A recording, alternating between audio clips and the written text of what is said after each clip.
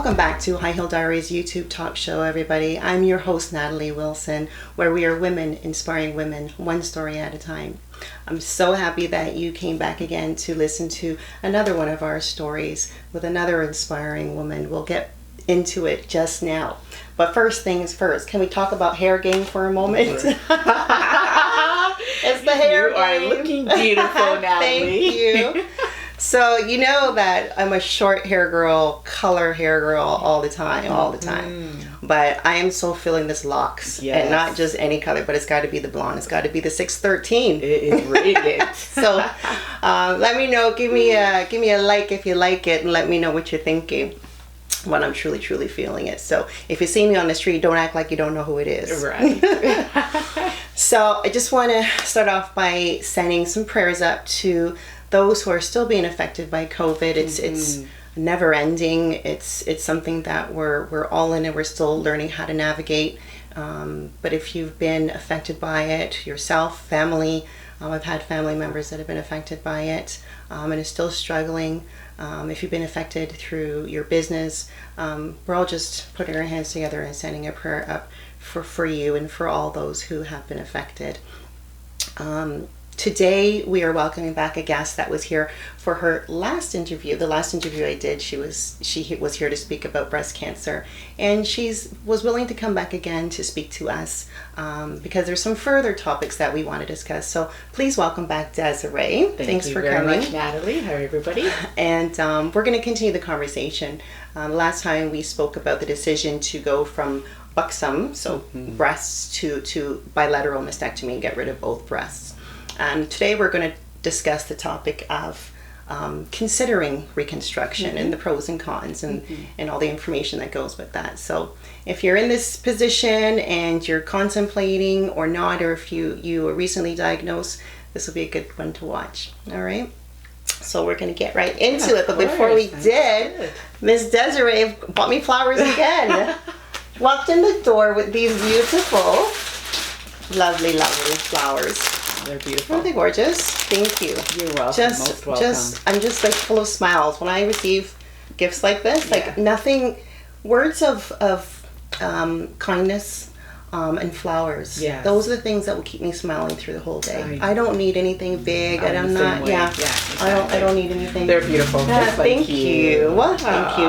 And so you said when you went to the floral shop. Yes, when I went to the floral shop. Look at my gift. Today, there was this mini booth that was set up by these two fine gentlemen, and they were raising funds for breast cancer awareness. And I said, this is close to my heart. I'm actually recovering from breast cancer myself, and I would like to donate.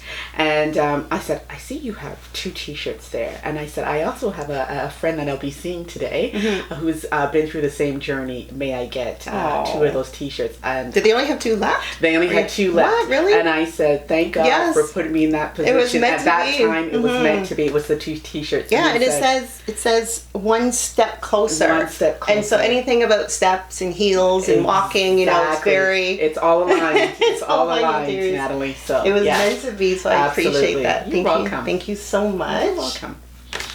So since the last time we spoke, I think that was sometime we did our interview in June. Yeah, I think it was in June. Right. How have you been? How's your health been? My health has been great. I'm healing quite nicely. I've had some follow-up appointments since I last met with you in regards to seeing my oncologist, my radiation doctor, all as well. I've had some tests, and everything is going well. I still have some side effects, and I don't know if it's due to the medication that I'm on, because I'm on tamoxifen. And you're how long into that tamoxifen journey are you?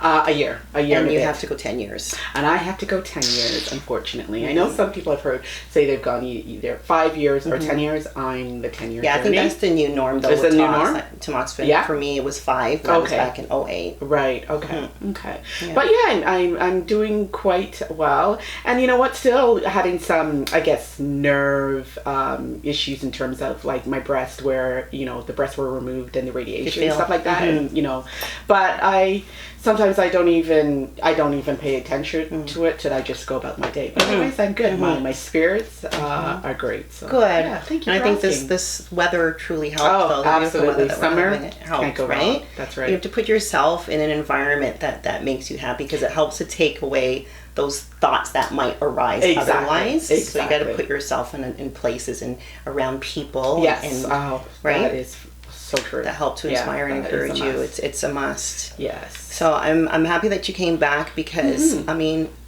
this journey is never ending. We know this. Yeah. But there's so many different aspects of a journey when you're going through, I mean, any ailment or illness, but like one like breast cancer, which often will take lives. Yes, as we know. Unfortunately. Even though we're here, it doesn't mean that because we've had our chemo or radiation or reconstruction or no reconstruction, doesn't mean that we're good, and doesn't mean that it goes away. Definitely. We do our best to continue and move forward. Yeah. But I mean, even right now, I'm still going for. I had an MRI the other day, and then they called back and said you got to go for an ultrasound because we saw something. Oh. So it's a forever bad. I want to call it a battle, but it's forever in your face. Oh, of course, right? It's nonstop. Yeah, nonstop. It's nonstop in your follow-ups, and again, all praise to Almighty, because we are here to be able to have this experience. Exactly. Right? Too many others have lost. So once again, I thank you for being willing to share. Sure. And we're going to talk about another area of the journey. Okay. So last time we discussed about the decision surrounding removing your breasts. Right. And you chose to go. You had, I don't know if you saw the other interview, but Ms. Des had some buxom breasts. I had some buxom breasts, some big breasts. Big boobies. Needless to say, I'm quite lighter these days. Right? No back pain. Oh, not at all. And she chose to remove both. Yes. One, of course, because it was necessary because of the cancer, and the other was prophylactically done. Right. And you have not yet chosen, or you haven't chosen you didn't choose at that time to reconstruct. Correct. So this is what we're talking about today. So do you feel, I mean, you didn't make the decision then. When was your last surgery? My last surgery was April of 2020, and that was when I removed both breasts. Okay. Yes. Right. So not hugely long ago. Not long. Right. No. So I mean, you'd want to take time to decide whether or not you want to rebuild anyway. So what's your mindset surrounding that right now? You know what? Sometimes it's like I'm off and on, right? You turn on the tap, you turn off. You turn on, you turn off, you turn on, you turn off. Actually, when I saw my surgeon back in June, just as a kind of a yearly checkup, and there is some corrections that she does need to be made. And when I say corrections, I mean there's a flat closure, which is kind of like skin. They leave skin in the middle of their chest. I had distinctively specified I want to be flat. So not sure what happened there. She was quite surprised, right? When she saw me in June, she's like, oh yeah, we want to clean that up. So do you think it's because you had so much breast tissue? It might be. I think so. I think so. I think they really try their best, but I mean, I've seen so many photos of women that have had mastectomies, and you look at them and you're like, there's so many variations of mastectomies. Exactly. You know what I mean? Sure. There's straight, like flat to the chest. That's right. No, like just bone. Yes. And you still see some tissue. So yeah. Yeah, I think it was due to that. And then there was a bit of kind of like a bit of leftover lemon. Yes. I know. The handles. It's called the booby love handle. The booby love handles. So she said y'all don't know what we go through. Exactly. She's more than willing to clean that up. So I'll be getting a call from her office soon to get that scheduled. But in terms of right now, I'm still okay with being flat. On occasion, it does come to mind. Yeah. So, yeah.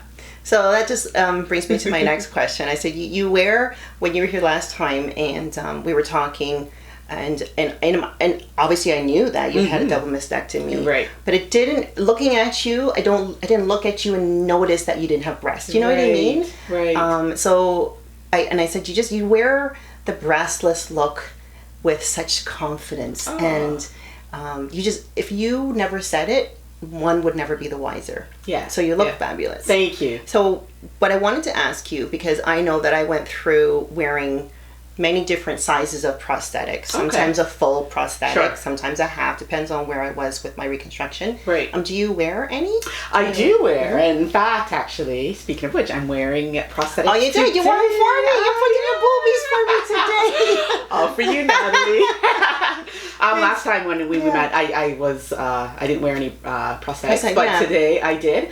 And really, like, I wouldn't even know the difference, honestly. And that's what people tell me. When they see me, they're like, Des, oh my gosh, I didn't even realize, one, that if you never told me and never told me what you're going through, or if I never knew, I wouldn't have known that your breasts are not there anymore. Just how your aura is, how your personality is, right? And then when I do wear this prosthetic, like, Des, you look good. Like, honestly, I wouldn't have thought, right? No. So I wear them. I don't wear them every day. I wear them on occasion. Yeah. And it all depends on what you're wearing. Exactly. Yeah. And you took the it all depends on what I'm wearing, right? And just my mood. Yeah, for sure. So sometimes for you, I'm wearing that. Well, thank you.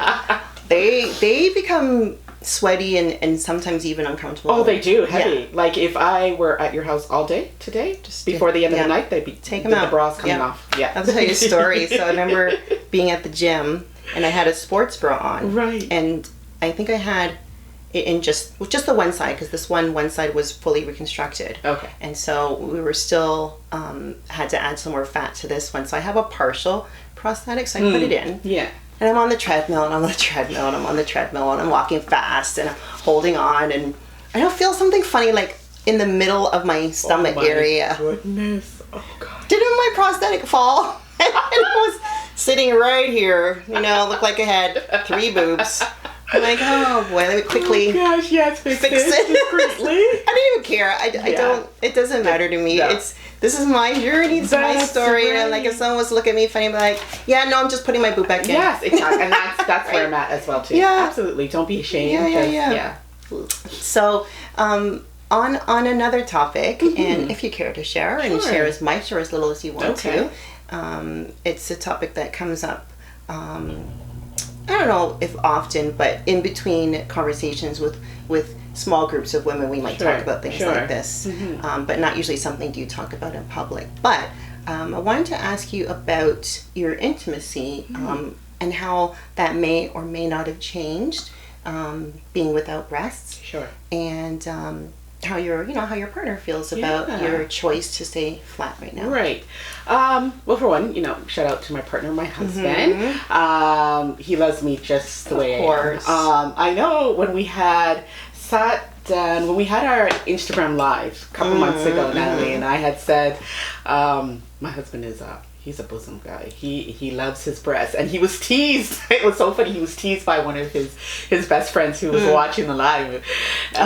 His nickname is Primo, and he's like, "Oh, Primo, you love the big breasts, eh?" So then he's like, "You said that," and I'm like, babe, you love the big breasts, right? Yeah. But he understands and knows my journey well. He knows what I went through. At the end of the day, I always knew it was my decision, Natalie, and the position that I am. But I did have that conversation with him, just, I guess out of courtesy, out of support, out of love. And I said, babe, what do you think? Should I get reconstruction? He's like, it's what you want. It's you. You're going through this journey. He goes, I love you with or without breasts. Of course. In terms of intimacy, it has affected intimacy, and I'll tell you why. We have certain body parts, as you know, that have nerve endings, right? That spark arousal, right? So one being she's talking about the nipples, y'all. Yes, nipples. That's all. It's just straight up. Our breast nipples, right? Yeah. And so, girl, when my nipples were aroused, I was aroused, right? And some people are aroused differently. Exactly. More so with other areas of the body and so some women are aroused much more, right? So with me not having any breasts, I can see that has really affected. So wink wink, my husband has had to work a little bit more kind of thing. You gotta switch it up. Yeah, switch it up, right? But it's communication as well, right? So but that's where it has affected. So in that respect, I miss my breasts because of that, right? But we've learned to learn more about each other. Exactly. I was just going to say that. Exactly that it causes you to have to strengthen your relationship, explore other possibilities. That's right. In order to keep that spark going, right? Absolutely. Yeah. And nothing's wrong with that. That's healthy. I think it's absolutely healthy, right? And it's been great, right? So good. Yeah, we've gotten to tantra, yoga, just all that good stuff, right? So it's great. Good. I found that those naughty stores helped. Oh yeah, well he keeps hinting. So when are you going to I won't name the names, but we know some of them out there. And I said I was like, come with me. The laundry stores, make it a thing that you do together. Exactly. Yeah, absolutely. Yeah. You know what? It's something that you laugh about. It's something that you feel passionate about, something that you cry about. It's all part of it, right? So many different emotions. But so many different emotions. Yeah, you have to. I feel that though. I made light of it more so than anything else because it could be really heavy. For sure. Right. For sure. Yeah. Yeah. Oh, good. Thank you for sharing that. Of course. And so tell me, how about yourself though, personally? I think we probably touched on this before, but and I mean I know you're a strong woman, but again we know that we have our emotions that we have behind the closed doors and whatnot. How has it changed at all how you perceive yourself? And I know I'm recapping, but it's all part of what we're discussing today. Absolutely, Natalie. You know what? This journey has made me love myself more. I've dug deeper. I am so happy. I do have my moments where I have my down days, right? And I've said to my husband where I'm feeling depressed today or I'm feeling down. And maybe not even today, in the moment, right? But I love myself more than ever before. I've had time to really reflect on this journey. I don't ask God, why did you put me through this? I say, God, thank you for putting me through this. Thank you. Gratitude. I'm giving gratitude and grace to the Lord because I'm a changed person. I've been able to slow down more. I don't sweat the small stuff or the big stuff, right? I worry about things that are within my control, and I'm living my best life, Natalie. I am living my best life like nobody's business. I'm telling you, like it's amazing. It is. I think it takes time for some people to get to this place. Yes. But I think it depends also on your previous experiences. You might get there faster. Yeah. But to be at the place where you are right now is such a fabulous place to be because you're able to live that best life because you don't know what tomorrow is going to bring. Exactly. And you bang on. And I think about that all the time, right? Is this like, we don't know what tomorrow's going to bring, right? Right. So I mean, so instead of spending so much time lamenting and being down and depressed, and I'll never take that away from anybody because you have to go through those phases, right? You still go through those phases. Absolutely. I just posted today all the moods I was going through. I was like sad, happy, mad, you know? Yeah. But it's a wealth of emotions that you continue to go through. But if you, for the most part, live like, you know what? It is what it is. Thank you, God, for putting me here because I've learned so much. Let's move forward. Exactly. I think that's the mindset that I try to put across with High Heel Diaries is that, yes, acknowledge the fact when you're not doing so well. Take a step back and take care of that. But then put your shoes back on and get going. And just strap those shoes up. And I think also, too, there's a season for everything. And as you were speaking, Natalie, it dawned on me. It didn't dawn on me, but it was a reminder that if I didn't go through this journey, you and I wouldn't have connected on this level the way we are right now and with others as well that are going through some, similar journey, right? Yeah, it feels good, right? Like, it feels amazing. So good to it feels amazing to be able to speak others and share for our sure, stories. for sure. It's a continuous healing for you as well. Absolutely. And then you're helping others. Exactly. So it feels so good. It's a win-win. For sure. Yeah. So a study I found says that about 56% of women had reconstruction after mastectomies, which means obviously 44% did not. So throughout your journey, I'm sure you've met a lot of women that have had, have not had, or in the, on the cusp of deciding. Like, what are you finding? What are you realizing more about women that have had them? Are they opting for? The majority of people that I know that have actually gone through this journey have actually got reconstruction.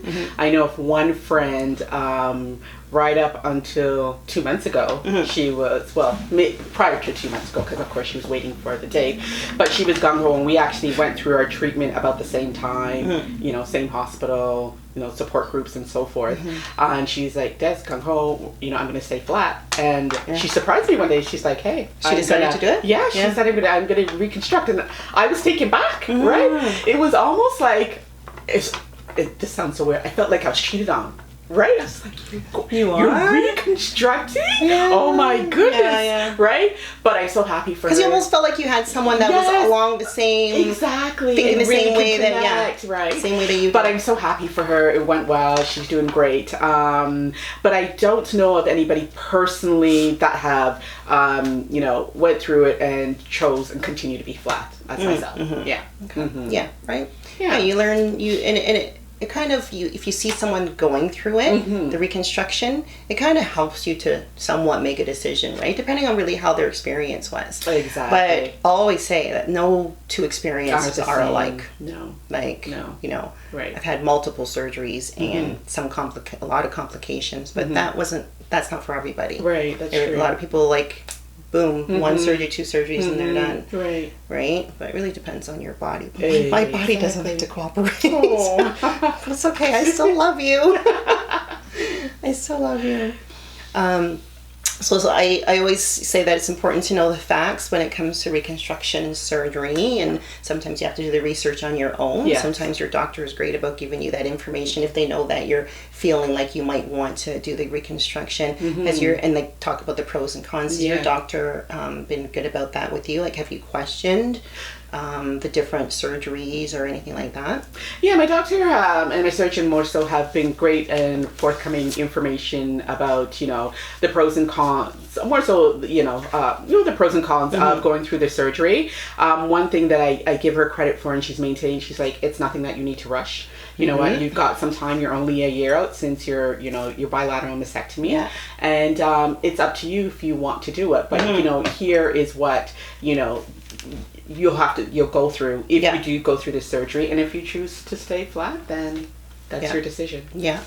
So on that note, I'm just going to talk about some of the things that I found in my research about, and things that I already know, but I just don't want to miss anything. So I'm going to talk about some things that your surgeon would discuss with you, and I'm going to give my little disclaimer here that our stories and our experiences, our journey is unique to us. The information that I give you, some of it is our stories, our information. Some of it is information from the internet.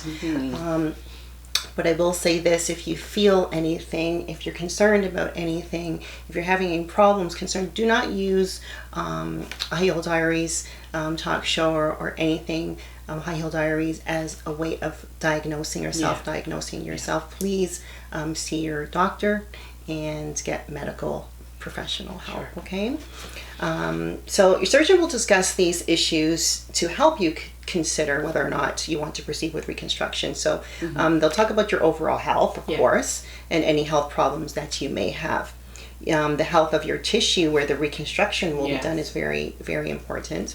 And whether or not you will, I'm going to backtrack. So on that note about the health of your tissue, if you had radiation, sometimes you can become very tough and hard. So that will determine, what type of reconstruction you can have. Yes, very great point. Whether or not you had or will have radiation therapy, just talked about that. How much tissue was removed during surgery to remove the cancer. The amount of muscle and fat available for reconstruction, is huge. The shape and size of your body. You could have had big breasts, you could have had very small breasts. That will determine where they're going to take tissue from, because they're going to match and replace. The shape and size of the opposite or the unaffected breasts if it wasn't removed. So those are things to consider. Realistic expectations or hopes from breast reconstruction. I think some women have this magical idea that, you know what, yes, take both breasts away because I'll just reconstruct and then I'll look like her. again, not everybody's journey is the same, and you can run into complications. They, for the most part, won't look and feel like regular breasts. That's right. So you have to know that. Exactly. I mean, and at the end of the day, if it's just a matter of having some semblance of a breast, then yes, I would say reconstruct. Sure. Right? Sure. And to have a mound there that when you put on clothing that it sits well, That's right. yeah. That's right. But don't go into it thinking that you're gonna look, I don't know, like Pamela Anderson or something. Exactly. Wonder Woman or something like that, right? It's an unrealistic expectation. Mm-hmm. Some doctors do wonders, and it could possibly look like, one of those women. But just know what have the proper expectations. For sure. Reconstructed breasts will never have the same feeling or sensation as a natural breast, because the nerve that runs deep through the breast tissue and supplies feeling to the nipples often get disturbed. Right. A reconstructed breast does not look like a natural breast. Right. You will have scars from the reconstruction. Some will fade, but some will never really completely go away. Yeah. So those are all things that you want to consider. At the end of the day, if you have rebuilt breasts and you have scars, or if you just leave yourself flat, you'll have scars. So scars are inevitable. It's part of your journey, and I've learned to embrace mine. Embrace them. Because it's my story. It talks about what you went through, Exactly. right? It's like my battle scars. That's right. And I'm like, these are my medals. That's what I call mine. Exactly. Battle scars. These are my medals. See, I fought hard to get these. Yes, right. Yeah. Yeah. So lots Those are of great facts. And, good information Thank you for to sharing. have. No problem. So if, like, when you think about not reconstructing, and so I would say that's against reconstructing, what are the reasons that play out in your head why you would not? Reoccurrence is one. Having to go through multiple surgeries. My body went through a lot in the last almost, let's say, 2 years. Do I want to put my body through that again? I've had conversations with, the Lord, and I was just like, do I really want to put my, my body through, through another realm of surgeries and pains and drains and all that good stuff that comes with surgery. So that's my reason. And when I know that I can actually wear prosthetics under my clothing, and if a stranger walks by and wouldn't have no clue that I had breast cancer or removed my natural breasts, then why bother? Right? But I can be sitting here a year from now with you, Natalie, and say, guess what? Yeah. I know. Next like week, my surgery is scheduled. Right? And ain't nothing wrong with that. Right. And so to each his own. Yeah, to each his own. And it's really, I think it's good that you're taking the time before you consider it, right? Or completely shut it down. Completely shut it down, right. Because you have to go through the motions with it. And for me, when I was told that the best option was to remove both breasts, and I made that decision. They had said that you can reconstruct, and I was like, okay, great, and even better that I can keep my nipples and reconstruct. Right. Nice. So I was like, okay, perfect. Yeah. So I thought, we'll go through the whole. Go through the series of surgeries until I get my breast back. Didn't know it was going to have so many complications. But in my head, during the year and a half before my surgery was complete and I was wearing prosthetics, there was times when I was perfectly fine with wearing the prosthetic. You're right. Because again, I learned how to make it look like nobody would know. Right. I still wore like V-cut blouses and dresses. I even found a way to wear bathing suits. I have a video of the bathing suit. It's a great video. And this bathing suit was deep and it had all kind of slits here, and put jewelry down where so no one would ever know. Scars are right. But that was the great part of it. Yeah. The difficult part of it was finding those bathing suits. Yes. The difficult part of it was always looking down and making sure that prosthetic was in place. Yes. The difficult part of it was being on the beach and lying down and always looking down to see if it shifted, if my scar is my not only my scar, because I'm not ashamed of my scars, but where that flap part of my breast was, because my surgeries wasn't complete. If it was showing, and I remember I got to a point where one day where I was like, I'm tired of this. Yeah. Like, I'm tired of having to go through that. Right. And again, I will repeat 1,000 times that I'm never ungrateful that I have to go through it. Yeah. But if there are options available to us, Yeah, of course. then why not take advantage of them, you know? Yeah. So, and that's why I decided to go further, right? But I'm glad that I had the time to go through what I was going through in order to know what, like, some of the nuisances were. Yes. Right? And I appreciate that there's those prosthetics out there that we even have access to, which is great. By the way, I don't know if there are, but I've never seen them. Yeah. I'm going to create some breast prosthetics of color. Have you ever seen them? No, that's a great idea. You know, we have like flesh colored. Yes. Which is great because they're really not supposed to be seen. Right. But like, why not? Why don't we have? That's a great idea. Yeah, we need some different skin tones. We need some dark skin tones. I love that. Yeah. That is a great idea. Yeah.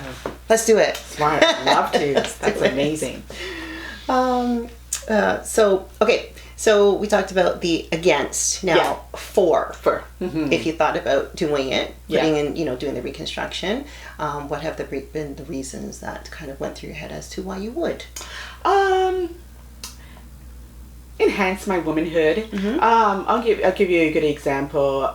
So earlier this week, my husband and my two youngest boys were down in the city. We were at the beach and we were walking, and I think I was just wearing shorts, and was I wearing a tank top? I think it was a tank top. And we didn't have plans to actually walk on the beach. We got a bite to eat, and then I'm like, okay, burger and fries, we need to walk this off, right? So we're walking along the boardwalk, and most people are walking by minding their own business, but I don't know if it's self-consciousness or people really staring, right? And they're looking, I can tell. And I can tell for some women, they're looking at my face, and they look at my chest, and they look at my face, right?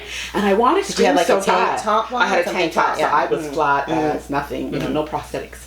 And I want to scream so bad, I'm a woman, I'm a woman, I'm a woman, right? I'm all female, right? So at that moment, I was just like... That's powerful. At that moment, I was just like, this is when my breasts really come in handy, right? Because it's almost like they define me as a person, when they really don't. They really don't, right? But just enhance my womanhood. It's funny that good points. But it's funny that you spoke about that, about feeling like people are looking at you thinking that you're not a woman. Because you're tall, right? And you're strapping. Or sometimes if I wear a baseball cap, I could. I've been mistaking Natalie. I go into the store. Here you go, sir. We're on our class. Seriously? Yeah. Correct. My voice. My voice. Yes, but anyways, that's another. But that's another subject. Yes, because we have. Okay, yeah. Let's not talk about that. Let's not. Yeah. But yes, very valid points there. Valid points there. And sometimes at the end of the day, that's just exactly what it is. It's just you just want to feel like a woman. You just want to get up and put on your bra and your clothing and just go and just feel feminine, right? Exactly. But there's so many variations of femininity, isn't there? There is. Like, I've seen so many photos on IG and whatnot about with women with nothing on their upper part of their body that have gone through breast cancer, and they're so beautiful. Like, you look so much further into them. You see past all that. That's right. Yeah. So on that subject of reconstruction, of course, this whole topic is about reconstruction. Yeah. But I wanted to share with you, because I know a lot of women are, again, considering, and I'm just going to give you some information that you can ponder, that you can, take to your doctor. But we're going to talk about some of the types of reconstruction. So just sit back and have a little listen. Sure. So types of reconstruction, we have the reconstruction using breast implants, with or without tissue expanders. And usually if you choose to do reconstruction, oftentimes they'll put in a tissue expander, which is like a deflated balloon. Yes. And then in an outpatient surgery, they will insert saline solution through a magnetic point into that tissue expander to add fluid to continuously expand that deflated balloon, that it turns into a bigger balloon, which stretches your skin. Eventually that comes out and they put in implants. That's kind of the long and short of that tissue expander story. But the additional parts of the surgeries would be to put in fat grafting from other areas of your body to round out and whatnot. So some side effects of implant surgery would be, and I'm just going to nod my head as I go along when I'm reading them, because I'll tell you, yes, I've been through all. Okay. But that was my story, right? Not everybody will go through this. Right. Infection, buildup of fluid called seroma in the breast, pain, scar tissue around the breast implant called capsular contracture, which then sometimes will squeeze the implant so that the implant from the outwardly appearances look deformed. Oh. So instead of looking, round or oval, whichever shape you get, it just looks, you got pockets pumping out here. So yeah, tissue, it's a foreign body, and your body's trying to say, get this out of me, right? Yeah. So it can make your breast feel hard, and again lose its shape. Movement of the implant, sometimes they'll sink, sometimes they're too high. Right. Wrinkling of the implant, which makes the skin in the breast wrinkle. Pockets, Okay. Leaking and breaking of the implant. So some very real risks. Some of them are more possible to happen than others, and some are, the minimal risk. I thank you for sharing that. If I may add, Natalie, because I'm glad you brought those points up, and I forgot to mention them. But those are points that are in the forefront of my mind as well, to say, oh, okay, maybe not right now for reconstruction, right? It's just, and especially if you're one that, no one likes pain, but if you're one that just doesn't have a high pain tolerance, or you just have zero time for that, or patience for all that. Well, that's me, right? It's the time of the patient. I feel like I've had surgeries before this breast cancer. Right. I've had an umbilical hernia, and I've had to have like reconstruction twice of my abdominal muscles. I've had 3 cesareans, and I've had the back surgery. So I've had multiple surgeries, like before and during. Right. So I think I have a high pain threshold, and I kind of know what to look for. Right. I'm very well versed in these things, and a lot of women that will talk to me about it before they make their decisions, and I'm very real with them. Yeah, of course. I never sugarcoat anything. No. Right? This is what it is. These are the possibilities. Talk to your doctor, and he'll tell you pretty much the same. But give them the real deal. Yeah. Good for you. So we got autologous breast reconstruction, which is different types of flap reconstruction. Okay. And that just means taking from other parts of your body and putting it on your breast area to rebuild. And autologous could mean just tissue being moved, like fully removed from one area and added to the other and connected to the blood vessels. Yeah. It could also mean it's partially connected from wherever you move it from and just moved up into the breast area while the blood vessels are still connected. Oh, wow. Yeah, amazing what they can do. Wow. My final surgery, my final reconstructive surgery after the breast cancer came back the third time was to do the latissimus dorsi flap reconstruction, which I'll talk about in a second. But it took the muscle from the back, so muscle, fat, tissue, and skin, and they brought it through a tunnel through under my arm. Hence why you get that, what I call it, boob love handle. Right. Still a little bit, because that's where it comes from. So they connect the blood vessels and stuff and bring it around and then place it, right? And then they add fats, grafting from different areas of your body, like your buttocks, your inner thigh, your abdomen, and then they try to round it out. So that was my last surgery. Wow. So the options are a tram flap, where they use a muscle, fat, skin, and blood vessels from your abdomen. A DIEP, D-I-E-P, flap uses only fat, skin, and blood vessels from your abdomen. No muscle. A back flap, which is what I did, uses a muscle called the latissimus dorsi, fat and skin from your back, to make a cushion or mound, and then they bring it through and then they place it. And then there's other free flaps. They use skin, fat, and muscles from other areas of your body to reconstruct your breasts. And now, if you're not a candidate, say for instance, I've had cesareans, or if you've been you've had other incisions in your abdominal area, they cannot use that area because your blood vessels have already been messed with. So it has to be an area that has not been intruded on before. So everything has to be intact. Very important to have those blood vessels and veins intact. Otherwise, this new setup is not going to survive. Good points. So side effects of autologous surgery are, again, infection, bleeding, scars of the abdomen, back, and pain. So obviously the pain from the back, when we're removing the muscle and tissue from the back. So when I work out, I often feel, right, because that's my lat muscle, right? Flat necrosis. So some of the tissue where the tissue where it was just placed could die. And then you would have, infection or darkening of that area. Also, they would use, as I mentioned, they would use fat grafting from different areas of your body and place it there. Right. Sometimes that dies.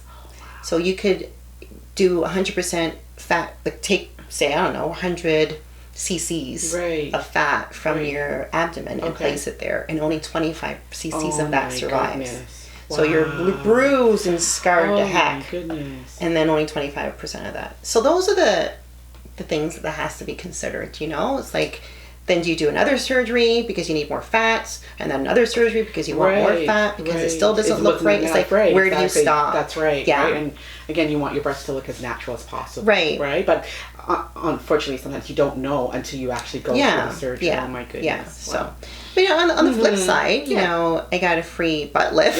Right. And I got whenever I work out, I'm like, okay, make sure you keep that butt up because you got a free butt lift, right? You didn't have to pay for that. So, keep that intact. Oh my goodness. Yeah, you have to laugh about it. Of course. What else? Weakness and bulging of the abdominal muscles where the muscle was removed from. And same thing with the back. Okay. So some more concerns.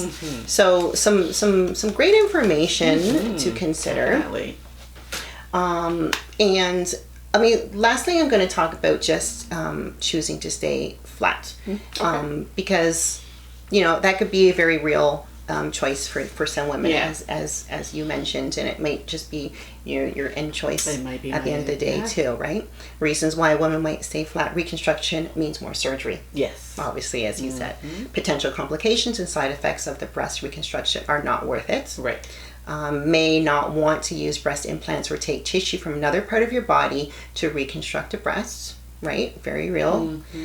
Surgery won't give you back your breasts because they're not going to be, they're yours. They're on your body. They're not going to feel like yours. That's right. I mean, straight goods. Yeah. They're just there. And think all the surgeons out there that perform these miracles, because it is a miracle, right? Coming from nothing to be able to put, something there that from appearances look like a breast, like they do wonders. Building nipples, building areolas, like they're amazing. Of course. But still doesn't look like yours. A reconstructed breast doesn't look or feel natural. Or they want or need to get back to work or a normal way of life, so they don't want any more surgeries, right? Yeah. I'm concerned about losing muscle strength, again, as we spoke about. Concerns about missing another reoccurrence in your rebuild. Right. Very, very, very real. Yes. Because when you rebuild and you put in implants, ultrasounds and mammograms don't work as well. No.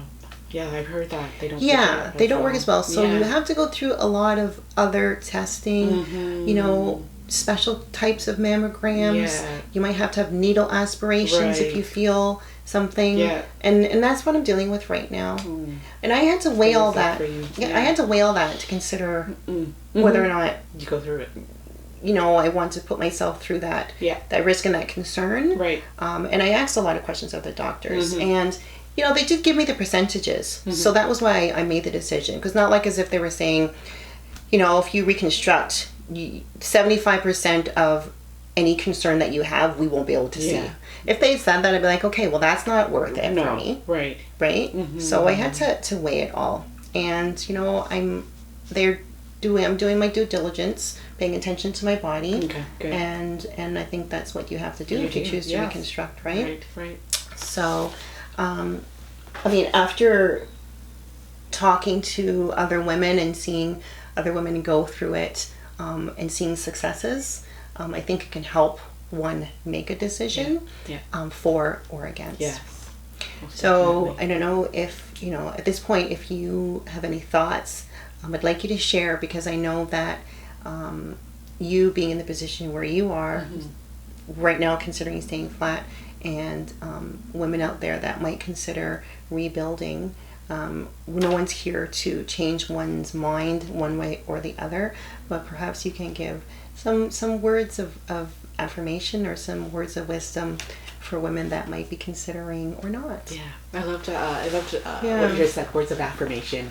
I want to start out by looking in the mirror. Look in the mirror. And tell yourself that you are loved, you are worthy, you are favored, highly favored. Remember that no journey is the same. So you heard both Natalie and my stories. Doesn't mean that you're going to go through the same thing that we went through. So whether you're considering to stay flat or reconstruct, best advice, or one of the best advice I can give, is do your research, listen to your body, advocate for yourself, ask the questions, just keep asking questions. Reach out to folks like Natalie and myself. We're always here and willing to share what we know and more of our journeys, but do what is best for you, not anyone else, because at the end of the day, it's our bodies and we have to walk around with it.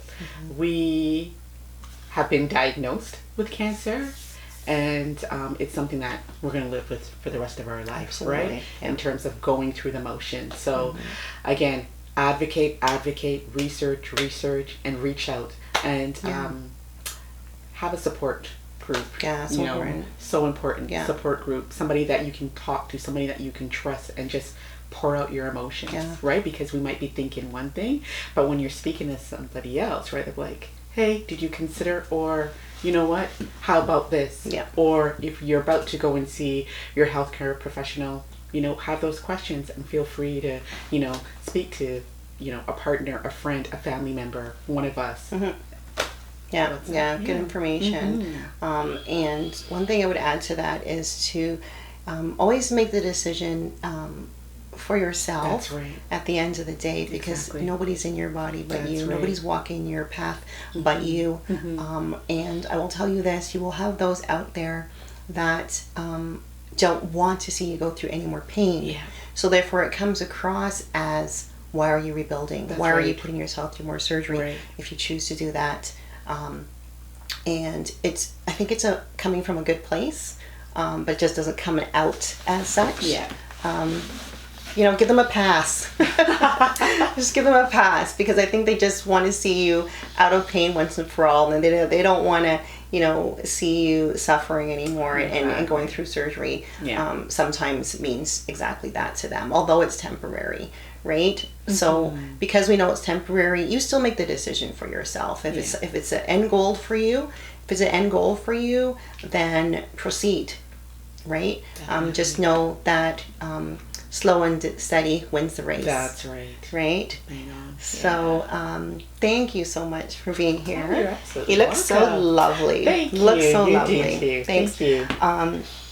And this is the real deal about what it is that we deal with going through this breast cancer journey. And not only the breast cancer journey, but as women, we tend to deal with so much, and we hold so much within. Yes. We do so much supporting and putting other people before us. Yes. Remember, the whole motto about High Heel Diaries is inspiring women one story at a time.